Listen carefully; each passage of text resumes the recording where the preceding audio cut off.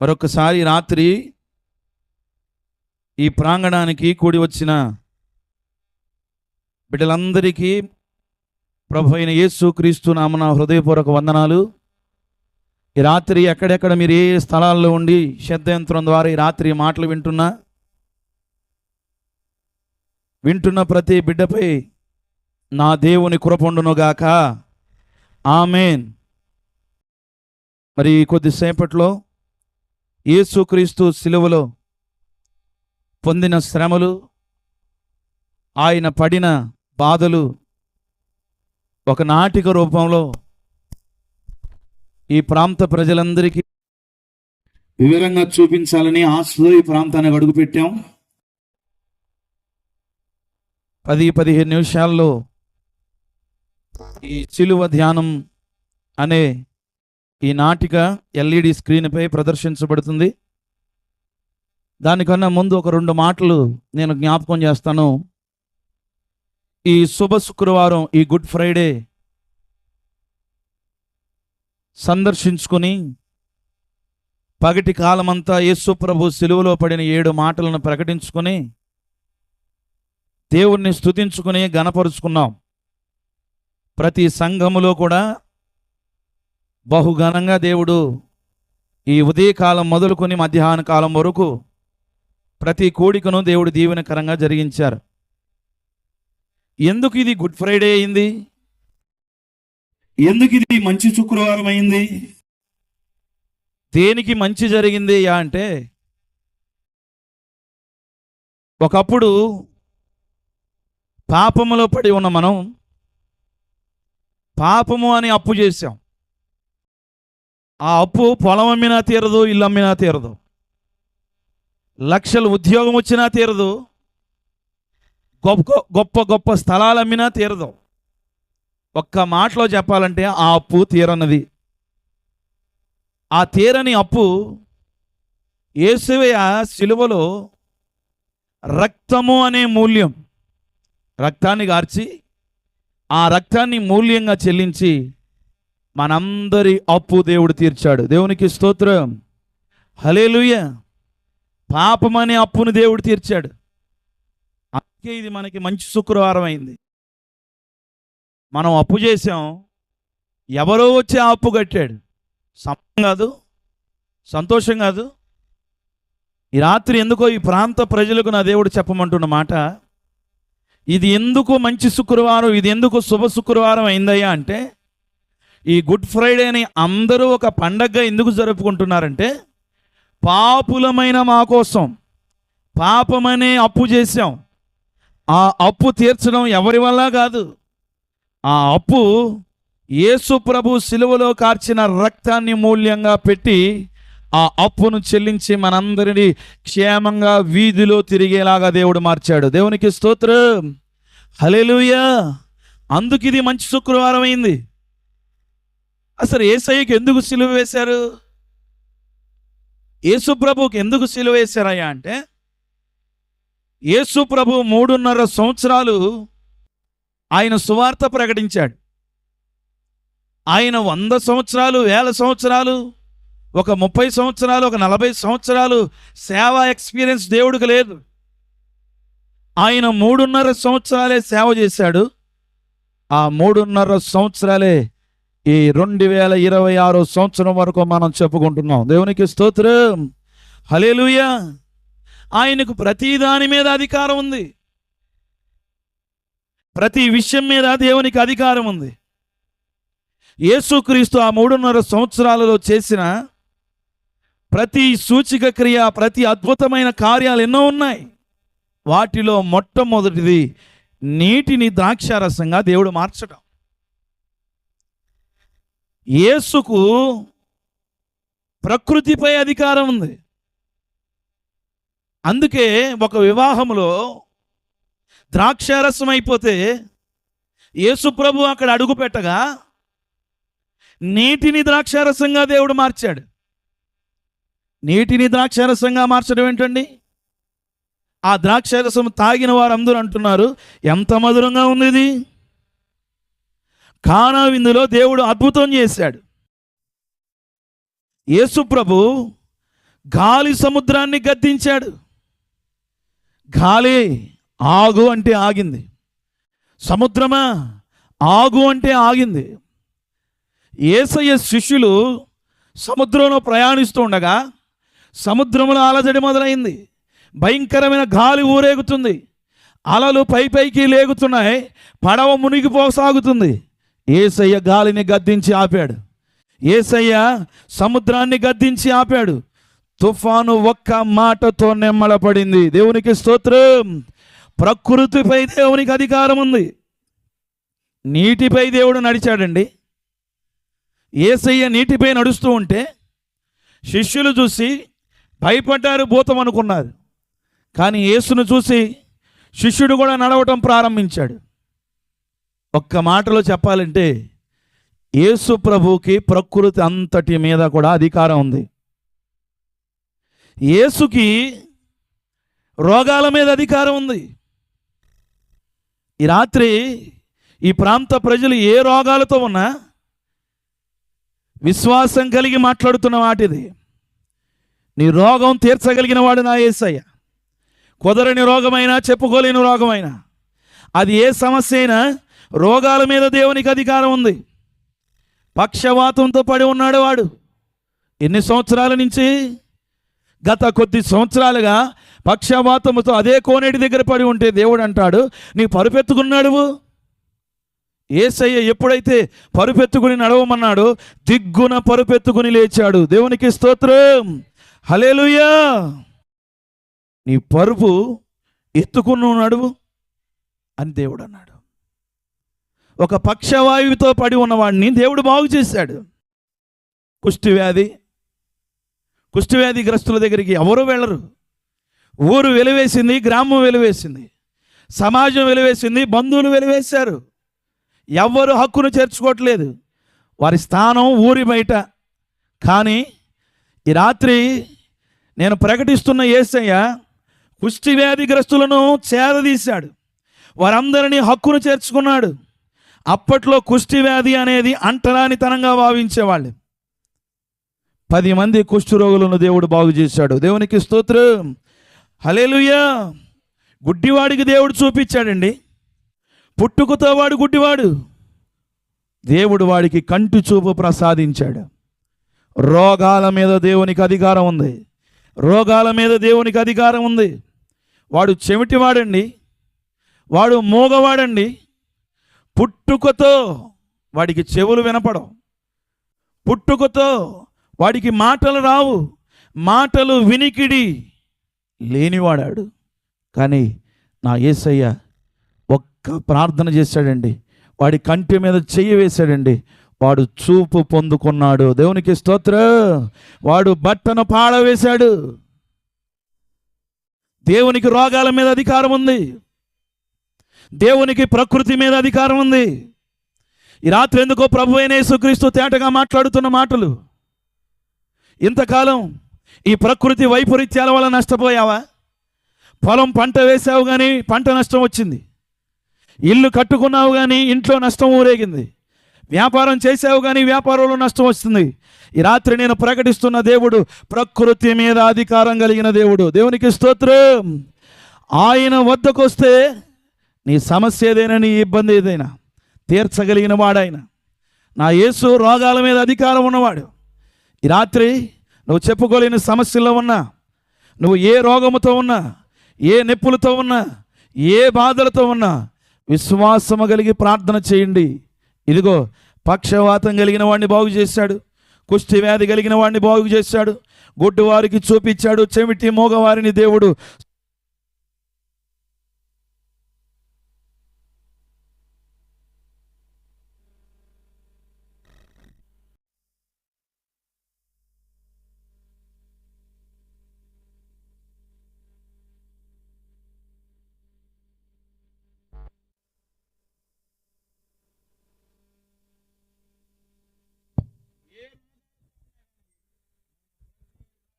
స్వస్థపరచగలిగిన వాడు ఒకడున్నాడు. అతని పేరు నజరేయుడైన యేసు. దేవునికి స్తోత్రం, హల్లెలూయా. చనిపోయిన వారి మీద దేవునికి అధికారం ఉంది. ఎవరి మీద? చచ్చిన వారి మీద కూడా దేవునికి అధికారం ఉంది. లాజరు చనిపోయాడు. లాజరు చనిపోయి 3 దినాలు అవుతుంది. చనిపోయి 3 దినాలు అవుతుంటే 4వ దినాన్ని యేసు వెళ్ళి లాజరు అనగానే చచ్చిన లాజరు ప్రేత వస్త్రములతో తిరిగి లేచాడు. దేవునికి స్తోత్రం, హల్లెలూయా. చచ్చిన వానిపై కూడా నా దేవునికి అధికారం ఉంది. యాయీరు కుమార్తె చనిపోయిన చిన్నది, తలి తాకుమే అని దేవుడు అనగా ఆ బిడ్డ లేచి కూర్చుంది. చచ్చిన వారిపై కూడా నా దేవునికి అధికారం ఉందండి. ఎదవరాలి కుమారుడు చనిపోయాడు. చనిపోయిన వాడిని పాడి మీద మోసుకుని వెళుతున్నాడు. చచ్చిన వాడిని పాడి మీద ఎత్తారు. ఊరు జనం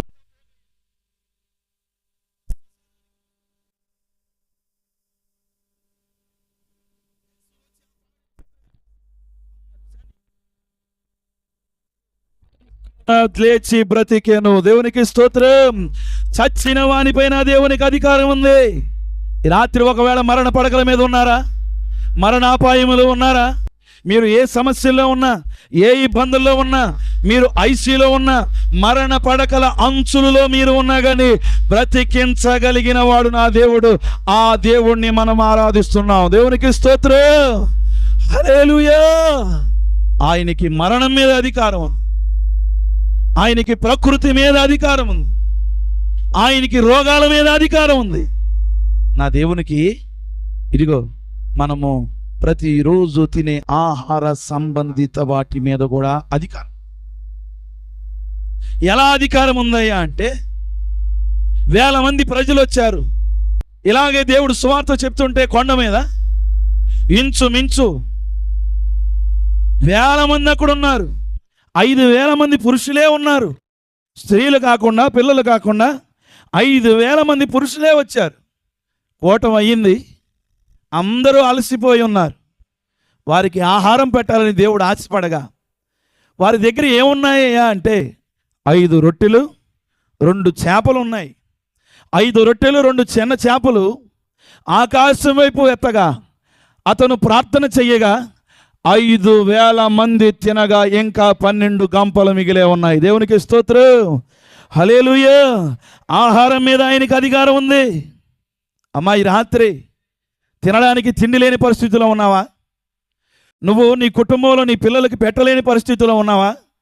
3 పూట్ల అయ్యా తినలేని బ్రతుకయ్యా నాది, కడుపు నిండా పిల్లలకి పెట్టలేని పరిస్థితులు ఆయన నావి అని ఒకవేళ ఈ ప్రాంత ప్రజలు ఎవరైనా తల్లడిల్లిపోతూ ఉంటే, ఆహారం మీద అధికారం కలిగిన దేవుడు మన దేవుడు. దేవునికి స్తోత్రం, హల్లెలూయా.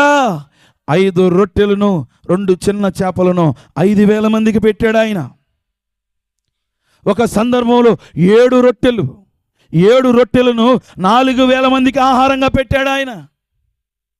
ఈ రాత్రి ఎందుకో నా దేవుడు ఈ ప్రాంత ప్రజలతో మాట్లాడుతున్న మాట, నా దేవునికి ప్రకృతి మీద అధికారం ఉంది. ఎంతవరకు నువ్వు నష్టపోయి ఉండొచ్చు. ఈ రాత్రి నువ్వు ఎవరిని ఆరాధిస్తున్నా, నువ్వు ఎవరిని కొలుస్తున్నా, యేసుక్రీస్తు అందరికీ ప్రభు. క్రైస్తవం అనేది మతం కాదు, క్రైస్తవం అనేది మార్గం. క్రైస్తవ్యంలోనికి రమ్మంటలేదు, మతం పుచ్చుకోమంటలేదు.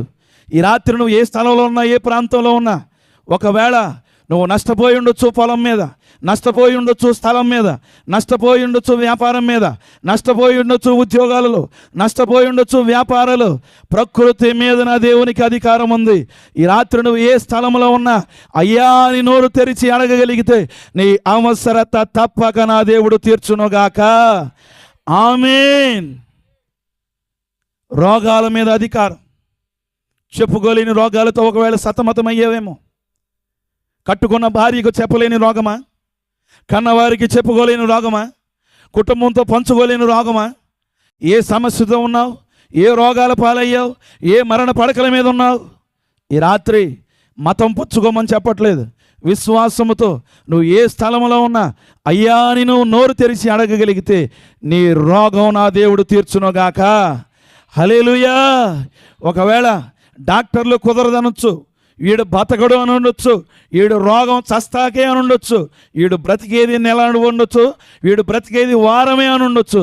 నువ్వు మరణ పడకల మీద ఉండొచ్చు, కానీ రాత్రి మనం ఆరాధిస్తున్న దేవుడు ఎవరో తెలుసా? మరణం మీద ఆయనకి అధికారం ఉంది. మరణం మీద ఆయనకి అధికారం ఉంది. మరణం మీద ఆయనకి అధికారం ఉంది. చావబోతున్న నిన్ను, చావాలనుకుంటున్న నిన్ను నా దేవుడు తిరిగి లేపబోతున్నాడు. దేవునికి స్తోత్రం. హల్లెలూయా. మరణ పడకల మీద ఉన్న వారందరినీ నా దేవుడు బ్రతికించునుగాక. ఆమేన్. దెయ్యాల మీద దేవునికి అధికారం ఉంది. కొంతమంది చీకటి శక్తులతో బాధపడుతూ ఉంటారు. అయ్యా, నా కుటుంబంలో చీకటి శక్తుల చేత పీడించబడుతున్నాను. ఇదిగో యేసయ్య దురాత్మల చేత పట్టి పీడించబడుతున్న వారందరినీ దేవుడు తప్పించాడు, దేవుడు విడిపించాడు. వీడా, ఈమెకి 7 దెయ్యాలు పట్టినాయి. వాడికి 4 దెయ్యాలు పట్టి పీడించబడుతున్నాడు. వీడు సమాధులు దొడ్డే వీడికి శరణం, సమాధులు దొడ్డే వీడికి ఇల్లు అనుకున్న వారిని కూడా నా దేవుడు తిరిగి మరలా సమాజంలో నిలబెట్టగలిగిన వాడు. దేవునికి స్తోత్రం. హల్లెలూయా. ఈ రాత్రి ఈ ప్రాంత ప్రజలను పట్టి పీడిస్తున్న ప్రతి చీకటి శక్తి బంధకాల నుండి నా యేసు విడిపించునుగాక. హల్లెలూయా, హల్లెలూయా. యేసుక్రీస్తు అందరికీ ప్రభు. ఆయన లోకరక్షకుడు. ఆయన నీ కోసం నా కోసం మరణించి సిలువలో బలియాగమై 3వ దినాన ఆయన తిరిగి లేచాడు. ఆయనకి సమస్తం మీద అధికారం ఉంది. ఆయనకి సమస్తం మీద అధికారం ఉంది. ఈ రాత్రి చెప్తానమ్మా, ఎందుకు యేసుకు సిలువ వేశారో చెప్పనా? ప్రతి దాని మీద ఆయనకి అధికారం ఉంది గనక, ప్రతి ఒక్కరిని దేవుడు బాగు చేస్తున్నాడు గనక యేసును సిలువ వేశారు. ఎందుకు? వాడి పాపం నుండి దేవుడు వాడిని విడిపిస్తున్నాడు. వాడు వ్యభిచారండి, ఆమె వ్యభిచారండి. దేవుడు ఆమెతో మాట్లాడగా ఆమె బాగుపడింది, ఆమె సువార్త చెప్తుంది. వీడు దొంగండి, వీడు దోపిడీదారుడండి, వీడు నరహంతకుడండి. యేసు మాట్లాడగా వాడి జీవితంలో బాగుపడ్డాడు. అందరూ బాగుపడుతున్నారు. ఇదిగో అందరూ బాగుపడుతుంటే చూసి వారవలేని వాడు ఉన్నాడు. వాళ్ళందరూ ఇదిగో యేసుకు సిలువ వేయండి, యేసుకు సిలువ వేయండి, యేసుకు సిలువ వేయండి అంటూ అందరూ కూడా కేకలు వేశారు. కానీ నా దేవుడు కేక వేశాడు. నా దేవుడు కేక వేశాడు. నా దేవుడు బిగ్గరగా కేక వేశాడు. ఈరోజు ఆయన కేకే మనల్ని బ్రతికించింది. ఆయన కేకే, యేసు సిలువలో కార్చిన రక్తమే మనల్ని సంధి చేసింది. యేసు సిలువలో కార్చిన రక్తమే మనకి మార్గం చూపించింది.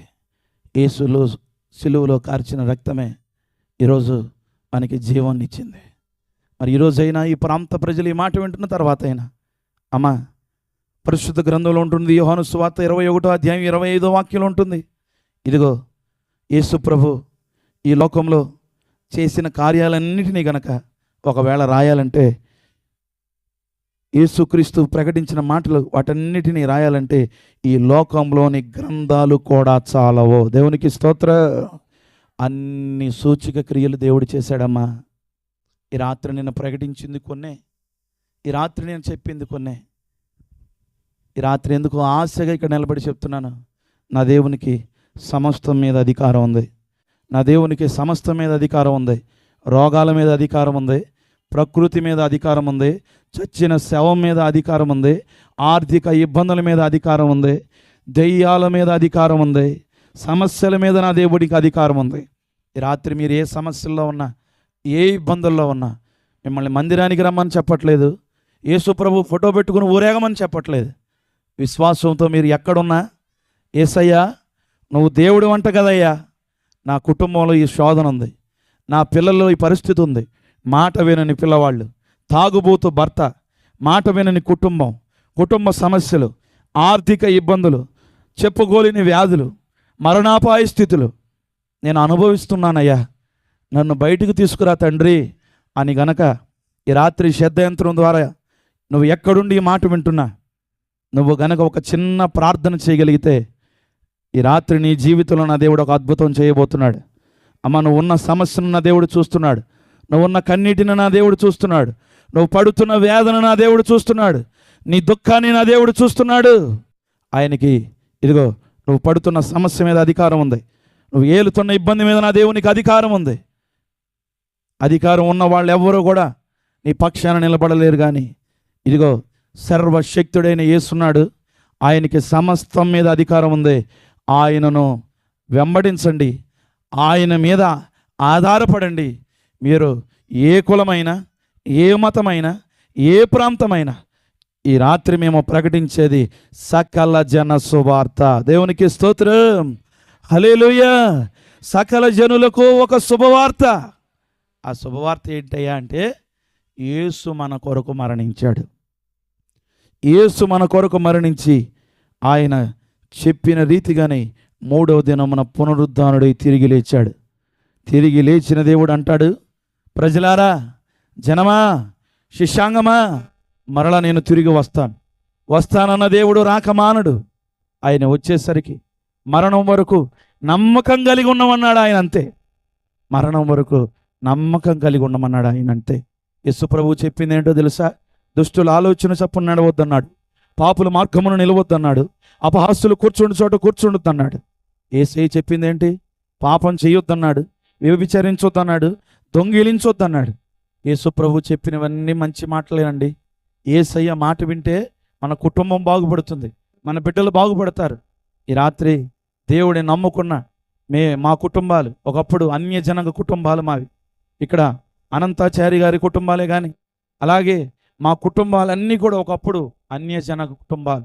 మేమందరము కూడా మా నాయనమ్మ చిట్టిమ్మ గారి ద్వారా రక్షణ మార్గంలోకి వచ్చి మారు మనసు పొంది యేసయ్య రక్షకుడని అనేక ప్రాంతాలలో మేము ప్రకటిస్తున్నాం. మా జీవితాలు ఎన్నో కష్టాలు, ఎన్నో శ్రమలు, ఎన్నో ఇబ్బందులు, ఎన్నో కరువులు వచ్చినా కానీ యేసు మీదే ఆధారపడ్డాం. యేసయ్యనే వెంబడిస్తున్నాం.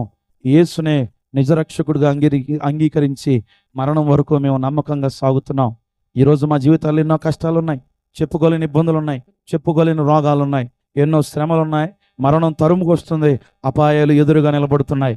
అయినా కానీ మా పక్షాన నిలబడిన దేవుడు మమ్మల్ని చేయి విడిచేవాడు కాదు. దేవునికి స్తోత్రం. మా జీవితాలలో కార్యాలు చేసిన దేవుడు మీ జీవితాలలో కూడా కార్యాలు చేయాలని ఆశగా ఈ రాత్రి ప్రాంతంలో నిలబడి యేసుక్రీస్తు సిలువలో పడిన శ్రమలు మీ అందరికీ మరొక్కసారి తెలియాలని, ఎందుకు ఆయన సిలువలో శ్రమలు అనుభవించాడు, ఎందుకు ఆయన్ని ఇంతగా హింసించారు, ఎందుకు ఆయన కొట్టడానికి గల కారణం ఏంటి చెప్పాగా ఇప్పుడు దాకా. యేసయ్యకు సమస్తం మీద అధికారం ఉంది, అందుకే యేసును వారు శిక్షించారు.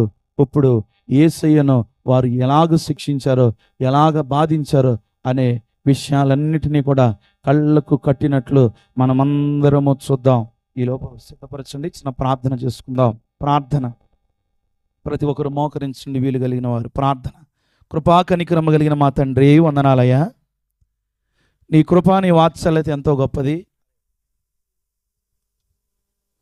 నీ వాత్సల్యత ఎంతో గొప్పది నాయన.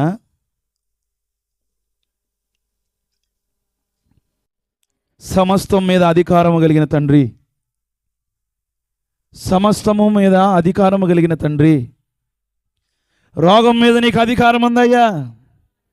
ఈ ప్రాంత ప్రజలు ఏ రోగాలతో అయితే పట్టి పీడించబడుతున్నారు, యేసు నామములో ప్రతి రోగము నుండి విడుదల కలుగునుగాక.